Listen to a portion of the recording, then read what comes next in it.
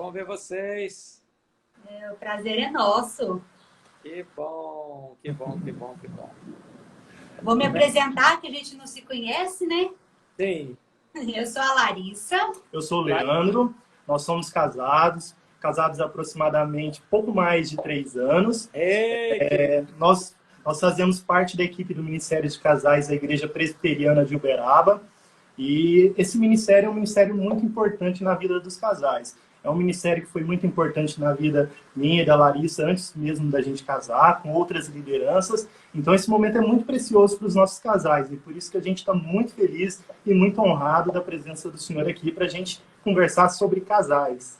Estou feliz de estar com vocês, viu? Parabéns pelo casamento.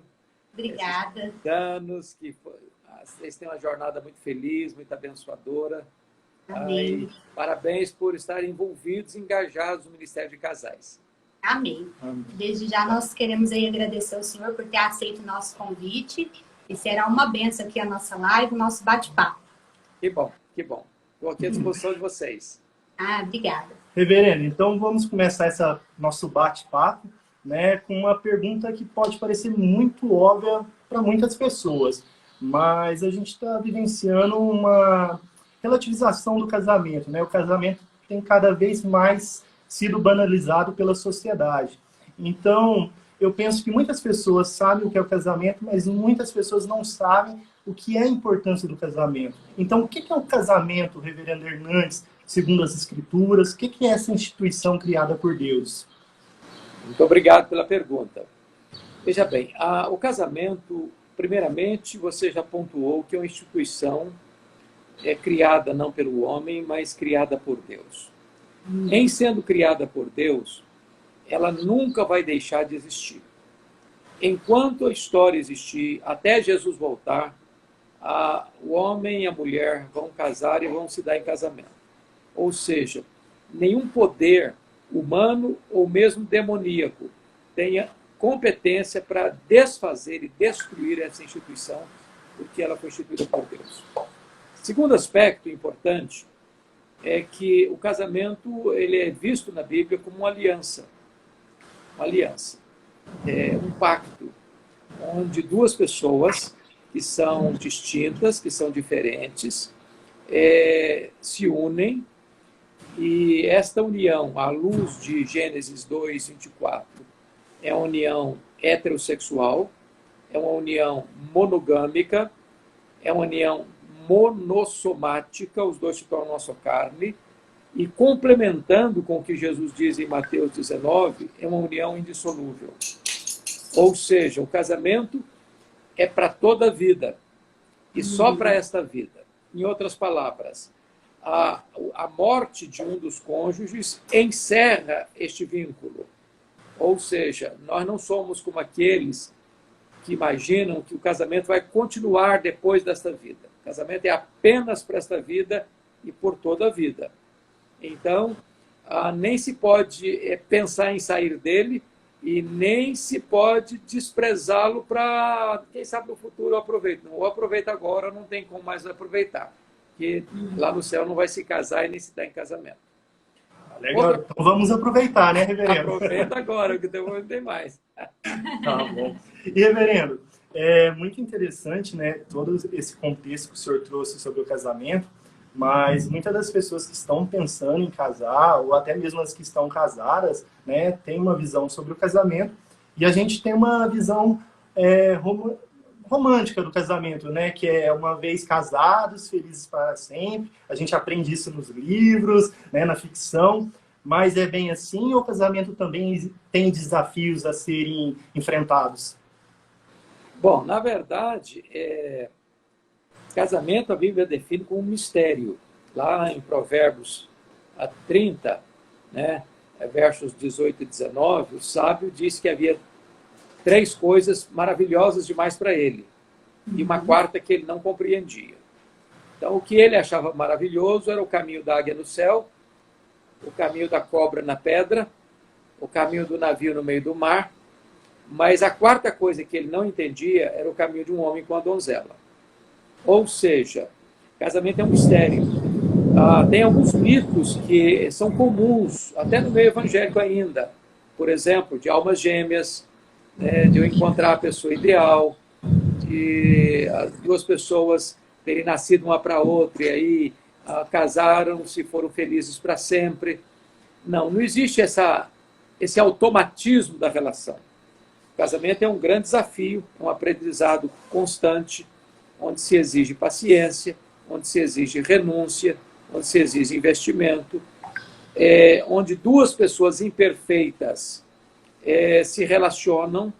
Então, eu nem me surpreendo quando o casamento é errado. Eu fico encantado quando o casamento dá certo, porque é um grande mistério, né? Então, exige das pessoas esse investimento e essa cooperação, né? Quando uma pessoa diz, eu preciso encontrar a pessoa ideal para mim, ela vai partir do pressuposto errado, porque ela está partindo do pressuposto que ela está bem, está preparada, está pronta, e a outra pessoa que precisa se adaptar a ela. Então, nenhum de nós está pronto, não tem receita de bolo, não tem casamento automaticamente feliz. Todo casamento exige muito esforço, muito empenho, muito cuidado, o tempo todo. É verdade. Reverendo, e diante desse mistério, de tudo que o senhor pontuou, ainda vale a pena casar? Deixa eu citar para você uma frase de Platão. Embora Platão era um pensador grego, não tinha nada a ver com a fé judaico-cristã, mas a frase dele era a seguinte: casando-te ou mantendo-te solteiro, sempre te arrependerás. Aí na brincadeira, é preferível se arrepender casado. Não, mas esquece o pensador grego. Esquece o pensador grego, é só brincadeira isso aqui.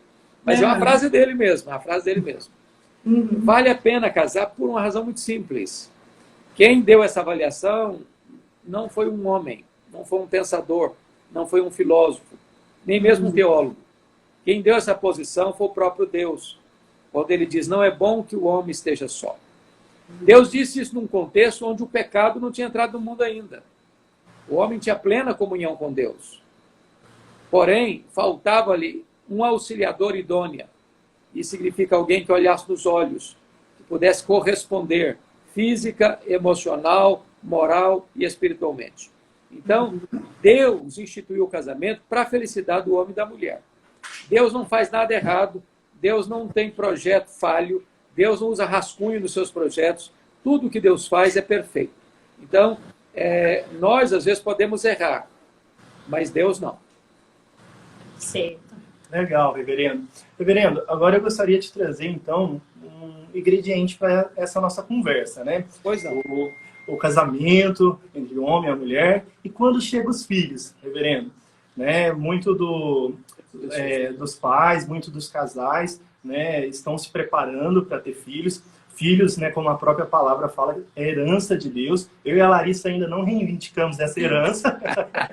Em breve. Mas em breve. Está na hora. Está na hora, daqui a pouco, reverendo. Mas, reverendo, os casais que estão pensando em ter filhos ou que têm filhos, o que o senhor tem para dar de conselho para esses casais, né? Porque o casamento já é uma mudança na vida de cada um dos cônjuges, e com a chegada dos filhos tudo muda também, né? Então, o que o senhor tem para dar de conselho, o senhor que já passou por essa fase? Duas vezes, né? 2 vezes, com certeza.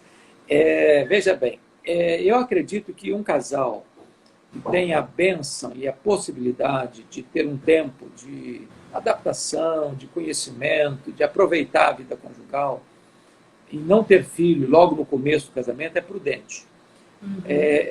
Veja bem que lá na lei de Deus, Deus valorizava tanto esse começo que 1 ano o homem era dispensado de qualquer outra atividade externa para viver o casamento, para curtir o casamento, né? Uma lua de mel prolongada, né? Então eu acho que isso é bom. Não que filhos atrapalha, filho é bênção. Filho é bênção. Cada fase da vida conjugal tem seu valor, tem sua importância, né? Quando chegam os filhos, claro que muda. Muda porque é preciso novamente uma dose especial de renúncia, né? Porque às vezes o marido deixa só para a esposa, o marido não é sensível à esposa nas mudanças, nas alterações. Então, um casal cristão, um casal maduro, vai cuidar, porque a gravidez é um momento muito sensível. E Pierre Weil escreveu um livro, Relações Humanas, na família e no trabalho, dizendo que relações humanas começam na vida intrauterina. Uma mulher que tem, por exemplo, uma gravidez turbulenta, um marido insensível, um marido ausente, um marido agressivo, tudo aquilo vai refletir lá na vida do bebê que está sendo formado, né? Então, é preciso se preparar. E hoje, vocês estão levantando um assunto importante, porque as pessoas estão se preparando para quase tudo na vida, para viajar, para fazer concurso, para estudar, para passar no Enem, para passar no vestibular, para entrar numa área profissional, mas poucas pessoas se preparam para o casamento, para a paternidade e para a maternidade. Eu posso até lhes dizer que a mais nobre e a mais árdua tarefa de um ser humano é a paternidade e a maternidade, porque os nossos filhos nos veem mais do que nos escutam. Uhum. É mais exemplo, né? É mais exemplo. Uhum. E, reverendo, então, pensando, né, amor, nesse contexto, né, na criação dos filhos, né, muitos dos pais, né, quer dar a melhor escola para os filhos, quer dar a melhor educação, e isso não é errado. Mas também os pais precisam investir numa educação cristã? Absolutamente, porque, veja bem, você disse muito bem que é natural que os pais procurem dar o melhor. Hoje, nós não somos a favor do controle de natalidade por meios abortivos, né? Porque nós entendemos que a vida começa na concepção. Mas defendemos a paternidade responsável, a maternidade responsável. Ou seja, os pais não deveriam colocar no mundo filhos que eles não possam cuidar. Isso é irresponsabilidade, né? Agora, não adianta também você dar para os filhos todo o conforto de uma casa boa, de roupas boas, de comida boa, de boa educação, mais tarde, boa escola, para que esse menino, essa menina tenha condições de a igualdade de condições, fazer um bom vestibular, um bom Enem, entrar numa boa faculdade, fazer um bom curso, lutar por uma boa empresa. Isso é maravilhoso, mas isso não é tudo. Sem o alicerce espiritual, sem a base espiritual, o sucesso pode ser um fracasso. Porque todo sucesso construído sem Deus é fracasso. Então, a maior necessidade dos nossos filhos não é de coisas, é de Deus. Uhum. Com certeza. E, reverendo, pensando, né, nessa criação dos filhos, né, tudo isso que o senhor pontuou, a educação, e chega um momento que os filhos se casam, mas também nessa nova juventude, vamos dizer assim, na qual eu e a Larissa fazemos parte, muitos dos nossos colegas, amigos, têm se demorado cada vez mais para sair da casa dos pais, né? E isso a gente vê que isso é um enfraquecimento também da instituição do casamento. E como que os pais podem ajudar os filhos também a se preparar para o casamento, né? Como que os pais podem contribuir dessa forma para o filho também deixar, como a própria palavra fala, o senhor mesmo já pontuou aqui, deixar pai e mãe e se unir à sua mulher? A padronagem atual está mudando por uma razão que precisa ser, de fato, reexaminada. Porque lá no passado, eu estou dizendo de um passado remoto, eu fico examinando a minha própria vida, né? Eu casei, tenho 33 anos de casado, e na época eu era pastor, de certa forma, não tinha uma condição financeira assim muito sólida, mas tinha o sustento básico.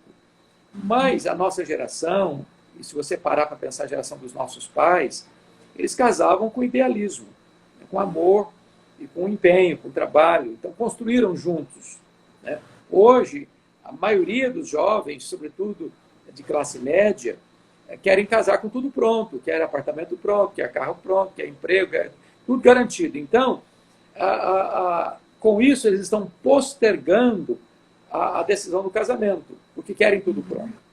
Tem vantagens? Tem vantagens no sentido de que podem estar bem ter uma vida mais estável, serem mais maduros.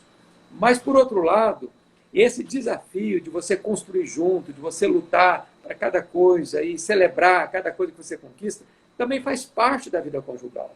Isso é maravilhoso, até porque, se você tem tudo de mão beijada, tudo pronto, via de regra as pessoas não valorizam. Não valorizam, né? Eu acho que os pais precisam dar para os seus filhos a condição de maturidade, porque também maturidade não tem a ver com idade. Você tem jovens de 21, 22, 23 anos prontos para casamento, maduros para o casamento, e você tem gente de 30 anos imaturo. A maturidade não tem a ver com idade cronológica.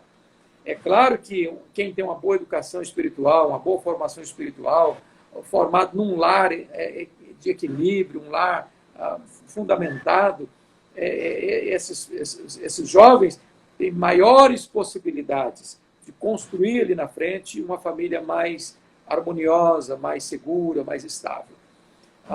O fato de nós estarmos vivendo hoje um alto índice de divórcio, chegando quase a 50% de divórcios, vai fragilizando o casamento. Porque muitas pessoas estão entrando no casamento como um contrato de risco. Eu vou tentar. E aí a primeira crise que surge, ela desiste. Deixa eu lhe dar um dado interessante. Está no meu livro Casamento, Divórcio e Novo Casamento. 70% das pessoas que se divorciam e casam de novo, 10 anos depois, descobrem que o segundo casamento foi pior do que o primeiro. Nossa. Ou seja, a solução de um casamento que passa por uma turbulência não é a separação, mas é o tratamento. É o tratamento. Nós temos que ter uma geração que lute pelo casamento. E lutar pelo casamento não é ter um casamento perfeito, sem luta, mas um casamento onde duas pessoas diferentes, mas maduras na fé, quando chega a crise, vão enfrentar a crise, não pensando em desistir, não abrindo a porta dos fundos, mas lutando juntos, entendendo que o casamento é indissolúvel. O divórcio só acontece por causa da dureza do coração. O perdão sempre é melhor do que o divórcio. Mesmo quando há erro, e erro grave, é melhor reparar, consertar, refazer, do que desistir do casamento e partir para uma outra relação, porque isso pode ser muito mais perigoso do que lutar pelo casamento. Eu não estou dizendo daqueles casos extremos onde Deus abre a porta do divórcio, onde há dureza de coração, ou seja, a pessoa cometeu um deslize à luz das Escrituras, que dá motivo para um divórcio, e não se arrepende, não pede perdão, quer continuar no erro, quer permanecer no erro, e aí a outra parte não tem o que fazer a não ser, então, recorrer ao divórcio e reconstruir sua vida. Infelizmente, né, reverendo?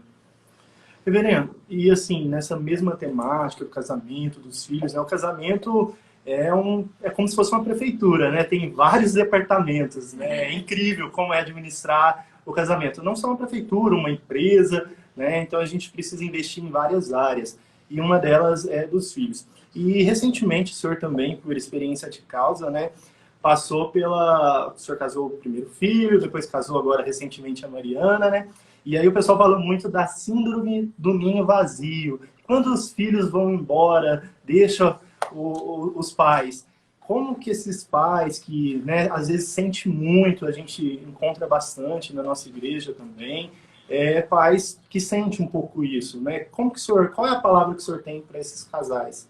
Bom, a primeira coisa nós devemos amar os nossos filhos e amá-los com amor profundo. Há níveis de relacionamento. Nós não deixamos de nos relacionar com os nossos filhos porque eles se casam. Você só muda o aspecto do relacionamento.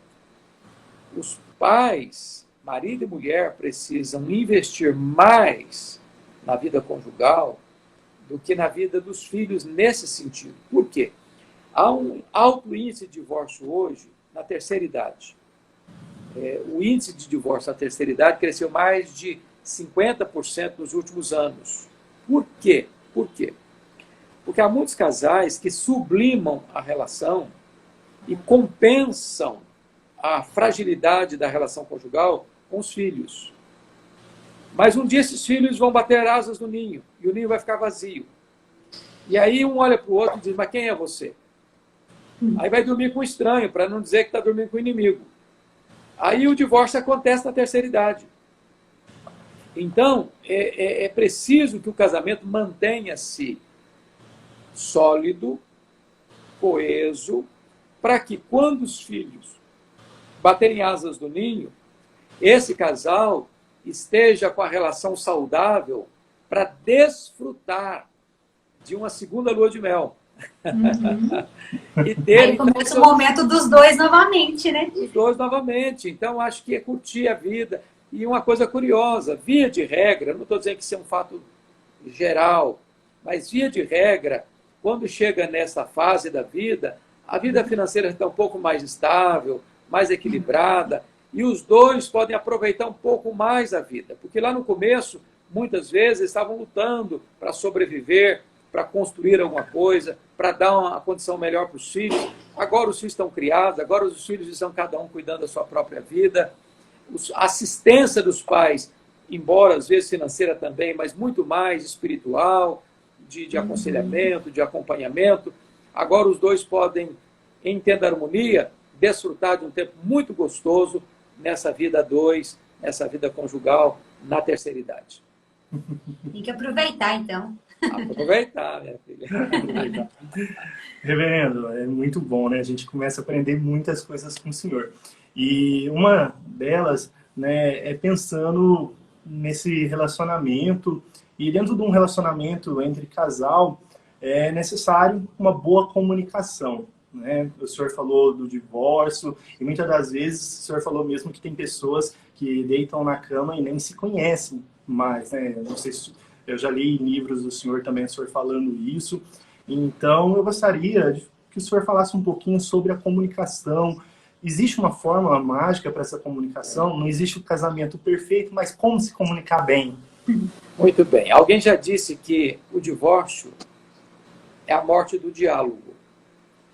Nós nos comunicamos. O nosso corpo, ele é todo comunicativo. Nós nos comunicamos com todo o nosso corpo. Comunicamos com o olhar, comunicamos com um gesto, comunicamos com palavras, comunicamos com silêncio, comunicamos com o tom da voz.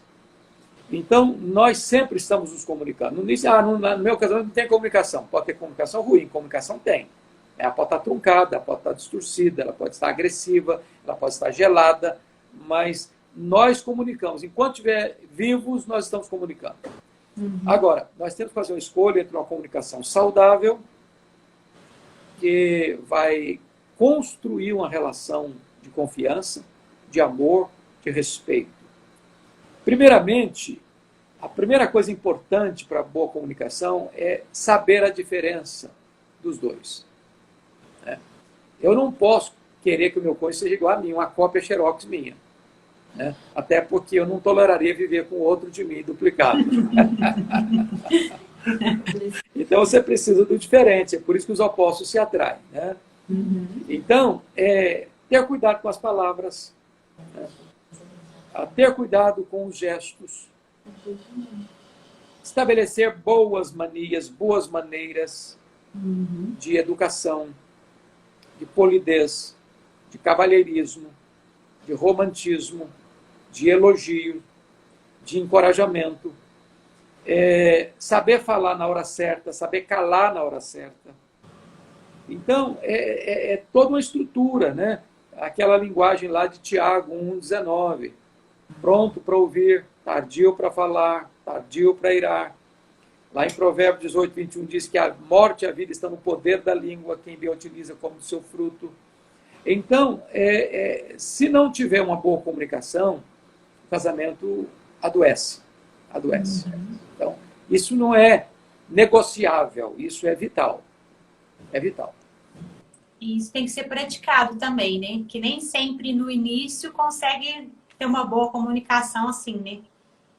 Nós vamos aprendendo. E é uma coisa bonita, viu, filha? Nós temos que tirar alguns mitos. Nós nunca vamos deixar de nos conhecer. Nem nós conhecemos a nós mesmos. Há um livro, O Homem e Este Desconhecido. Só Deus nos conhece. Só Deus os conhece. Agora, o que é importante é o casal ter essa capacidade de perdoar também quando o outro erra. Porque tem dia que você brigaria com a sua própria sombra, tem dia que parece que você chupou limão desde manhã cedo. Então, mas aquilo não é você, aquilo é um momento, aquilo é uma circunstância. Não pode pegar aquele fato daquele dia, o dia mau, como diz Paulo em Efésios. Não, você falou isso há 10 anos, não, você teve aquela atitude, não sei quantos anos. Não, esquece, aquilo foi um dia. Mulher tem essa capacidade. Tem registros. Então, o ponto é o seguinte, se houve um erro, se houve um deslize, uma palavra mal colocada, uma atitude não muito elegante, uma postura mesquinha, perdoa, vira a página, toca a vida, não fica remoendo miudezas, não fique aí com melindres. É muito importante saber lidar com isso. Senão a vida fica agarrando em muita coisinha. Né? Toca o barco, vai tocando o barco. Todo dia um dia novo. E, reverendo, a palavra também nos traz, né, a Bíblia, qual é o papel do homem e da mulher no casamento. Então, além de a gente saber uma boa comunicação, a gente também tem que entender as nossas responsabilidades. Né? Eu gostaria que o senhor pontuasse um pouquinho sobre o papel do homem e da mulher dentro do casamento. Veja bem, qualquer instituição, e o casamento é uma instituição, se eu não sei qual é o meu papel, eu vou me dar mal, muito mal. Né?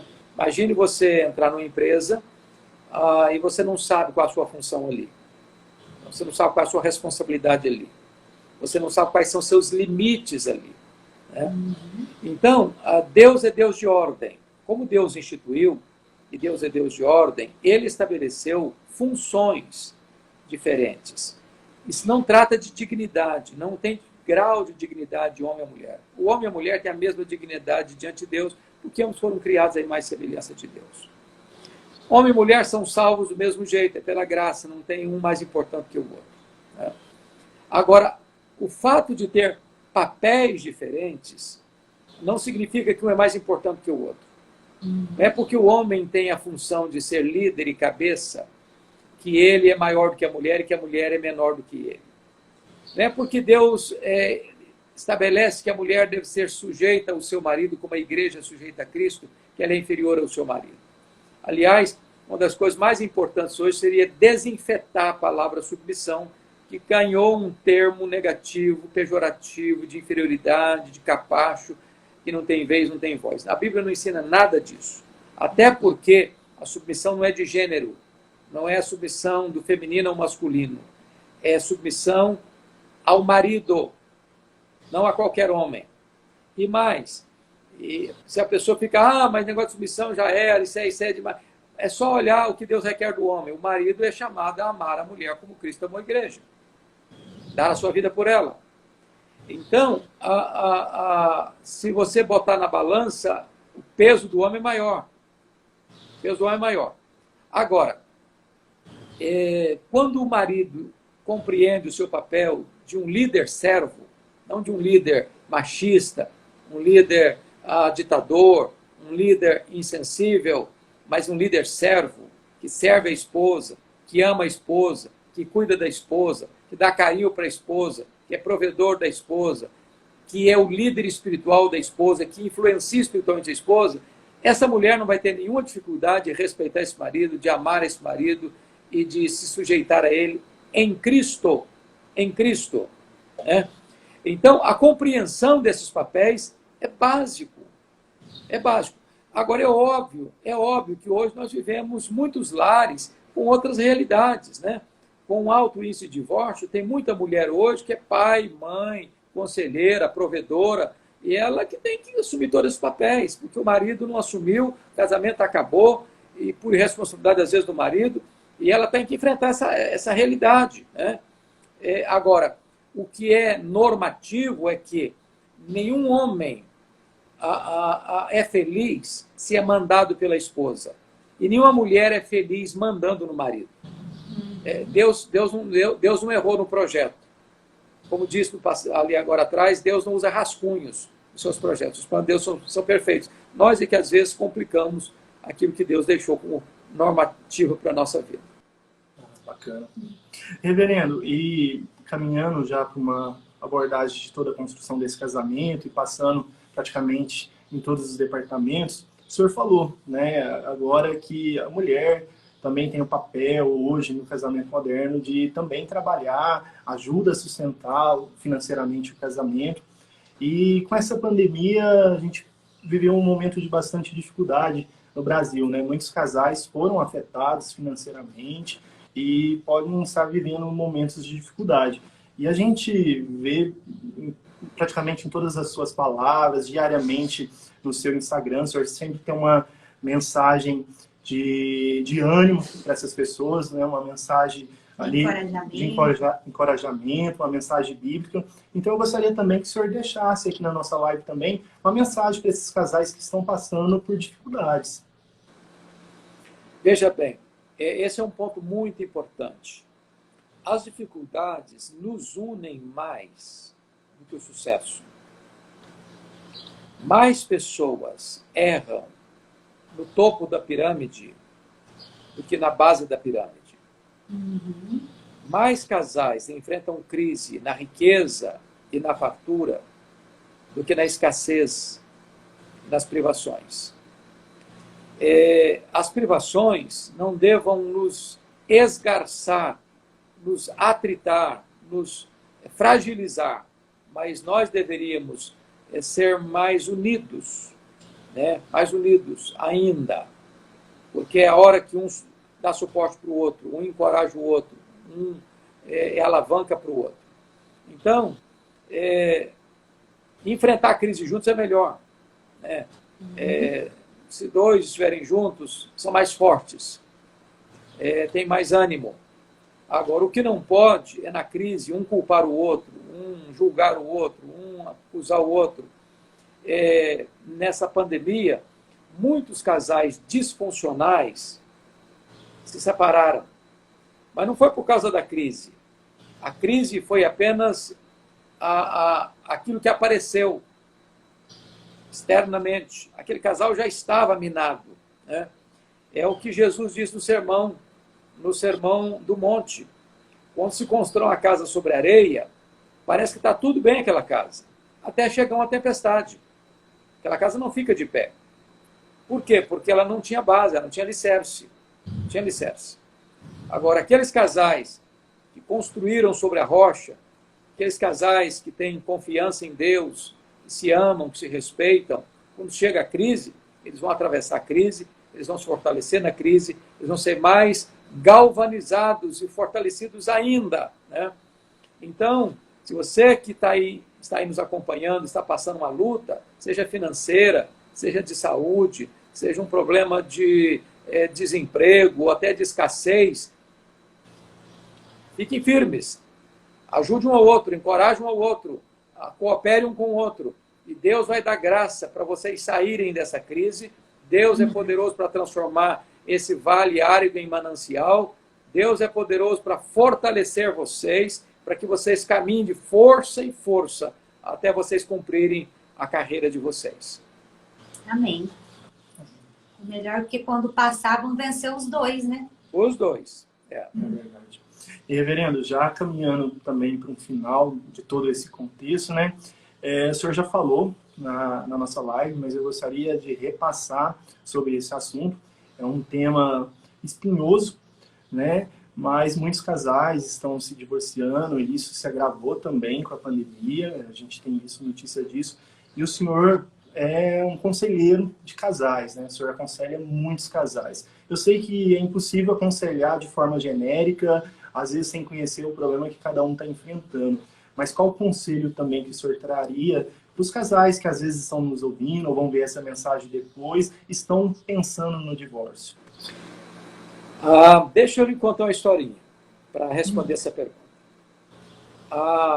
Um rapaz casado, depois de vários anos de casamento turbulento, chegou para o pai dele com muita raiva da esposa, com muita raiva mesmo. Papai, eu estou com muita raiva da minha mulher. Eu queria que o senhor me ajudasse a matar minha mulher. Nossa. Aí o pai, falou, meu filho, o que é isso? Eu quero matar minha mulher. Aí o pai disse assim, bom, já que você quer, eu vou te ajudar então, porque você está me pedindo. Então, vou fazer o seguinte, meu filho, eu vou botar um veneno, vou fazer um veneno. Todo dia você bota um pouquinho do veneno na comida dela, todo dia. Mas muito disfarçado, com dose pequena, porque nessa crise conjugal, se a sua mulher morre assim, você já é o seu principal suspeito. Então, tem que ser muito, muito disfarçado. Agora, só um detalhe também. Esse remédio vai durar um mês, esse veneno vai durar um mês. Com um mês, ela empacota e você está livre dela. Agora, nesse mês, você vai ter que tratá-la como uma rainha, porque se ela morre e você está mal, você vai ser suspeito. Então, você tem que melhorar, você vai mandar flores para ela, você vai tratar com carinho, vai tratar com amor, você vai dar atenção para ela, vai dar tempo para ela. E de um mês, com esse remedinho, com esse veneninho que você vai botar na comida dela, ela morre. Pronto. Aí o filho gostou do projeto, o pai fez lá o veneno e ele todo dia botava uma dosagem. Quando terminou o mês, ele ficou desesperado. Morreu, papai, pelo amor de Deus, o que aconteceu, meu filho? O que aconteceu? A minha mulher vai morrer e eu não quero que ela morra. Falei, como assim não quer que ela morra? Você não pediu para morrer? Não quero que ela morra. E eu passei a dar atenção para ela, eu percebi que eu gosto dela, que ela é uma pessoa maravilhosa, que eu não posso perdê-la, e que eu sou só feliz com ela, e etc, etc. Eu falei, meu filho, na verdade eu não fiz veneno, coisa nenhuma. Aquilo ali era um pozinho de arroz que eu fiz, porque o problema não era a sua mulher, o problema era você. O problema era você. Então, quem está com um casamento turbulento, meu conselho é o seguinte, comece a dar atenção, um gesto de carinho. Talvez o marido nunca levou um buquê de flores para a esposa. Talvez ele nunca levou um presentinho para a esposa, surpreendendo a esposa. Quem sabe essa mulher nunca preparou um jantar especial pensando no marido dela. Quem sabe esse casal nunca saiu de férias para um lugar diferente, para curtir um tempo diferente. Então é hora de investir no casamento. O casamento é como uma planta, se você não regar, se você não cuidar, murcha e seca. Então é necessário investimento. E todo investimento tem retorno. Agora, o que é importante frisar é que a maioria dos casais só acorda para a necessidade de investir depois que o casamento já está no CTI. CTI. Aí se desespera. Tem que se tratar disso preventivamente. É todo dia, é investir todo dia, é conquistar o cônjuge todo dia, é demonstrar afeto todo dia. É isso que mantém o casamento vivo. Investimento diário. Verdade, Reverendo. Ótima ilustração. Bota veneno não, é só bota veneno não. Não está precisando ainda não, Reverendo. E nem vai precisar. Amém. Gente, que alegria falar com vocês. Parabéns pela iniciativa. Obrigada. Deixo o meu carinho, meu abraço à Igreja Presbiteriana de Uberaba. E, Reverendo, todos os pastores, preletores que vêm até a nossa igreja, né, fazer as nossas palestras do Ministério de Casais, e a gente já deixa aí até o convite para o pessoal também que está nos assistindo seguir o Ministério de Casais. A gente agradece a eles pela palavra que eles nos trazem, uma oração. E com o Senhor não vai ser diferente. O Ministério de Casais, né, eu e a Larissa, o meu concunhado é o pastor Vitor, o reverendo Vitor, aqui na Igreja Presbiteriana. Ele é pastor auxiliar do reverendo Edgar. E ele é meu cunhado da Larissa, eles estão aqui com a gente conviveu durante toda a pandemia. Então, eu vou convidar ele para fazer uma oração pelo Senhor, pelas pessoas que estão aqui nos assistindo. Então, é um momento também da gente agradecer o Senhor com essa oração. Muito obrigado. Reverendo, prazer falar com o senhor. Alegria, queridão. Uma satisfação, que Deus abençoe. Eu guardo na memória a aula magna que nós tivemos no seminário, uma frase que o senhor disse acerca de cuidarmos da profundidade do nosso ministério, que da extensão dele quem cuida é o Senhor. Amém. Então que Deus continue cuidando da extensão do seu ministério, que o Senhor continue fiel a ele, e é uma bênção poder contar com o senhor aqui em nome da igreja e do conselho, da pessoa do reverendo Edgar. Estou trazendo aqui o nosso muito obrigado, viu? Deus o sustente. Estar com vocês. Uma alegria. Vamos orar então, reverendo. Vamos sim. Ó Deus grandioso, eterno, nós rendemos graças a Ti por esse tempo. Obrigado porque, mesmo nesse ano difícil que nós estamos vivendo, nós podemos contar com a Tua graça, com o Teu auxílio, com a Tua companhia.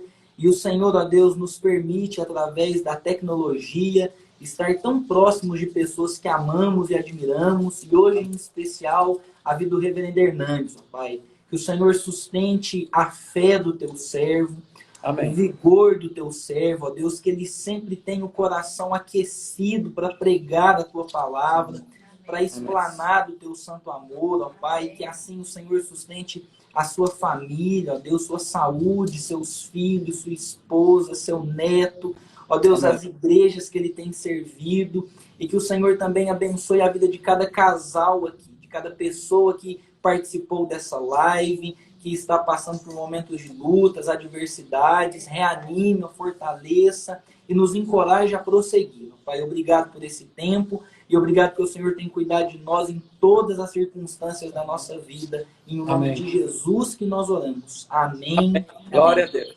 Glória a Deus. Amém. Deus abençoe vocês. Amém. Estamos obrigada. esperando o senhor aqui presencialmente de novo, viu, reverendo? Se Deus quiser. Fica o convite. Abraço. Beijo no coração. Tchau, tchau. Amém. Amém. Abraço. Fica com Deus. Obrigado. Amém.